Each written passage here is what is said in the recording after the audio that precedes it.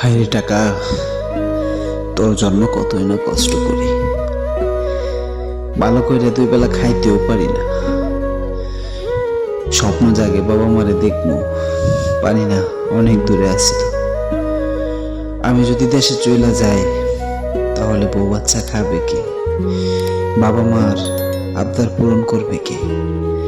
ভাইয়ের ইচ্ছা পূরণ করবে কে? সত্যি বলতে কি জানেন ভাই, প্রবাসী মানে টাকার মেশিন। যতদিন টাকা আছে, যতদিন এই মেশিনটা আছে, ততদিন আমার দাম আছে। আমি নাই, আমার দামও নাই। কারণ কি জানেন, আমি তো টাকার মেশিন। আমি টাকা কামাইতে কামাইতে জীবনটারে নষ্ট করে দিলাম। নিজের কথা ভাবি নাই, পরিবারের কথা ভাবতে ভাবতে জীবনটাকে শেষ করে দিলাম। সর্বশেষে যখন বাসায় যেতে চাইলাম, সবাই বলে আর কয়টা দিন থাকস না। বাড়ির কাজটা ধরলাম, শেষ করি, তারপর দেশে আয়। বউ বলে সন্তান বড় হইতেছে, বিয়ে দিতে হবে, আর কিছুদিন থাইকা সন্তানের বিয়েটা দাও। ভাই বলে আমার লেখাপড়াটা কমপ্লিট হয় নাই, তুমি চলে আসলে টাকা কই পাবো? তাই আর কয়টা দিন থাকো। একবারও কেউ জিজ্ঞাসা করলো না আমি কেমন আছি, কোথায় আছি, কিভাবে থাকি, কেমনে খাই। আমার কষ্টটা একবারও কেউ শুনতে চাইল না।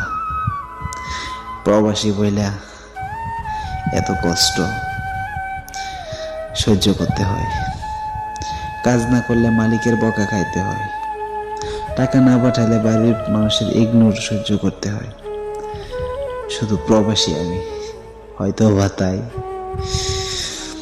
সবাইয়ের একটা কথাই বলতে চাই, ভাই দেশে থেকে যা পারেন কামান, পরিবার নিয়ে ভাঙেন, সুখে থাকেন।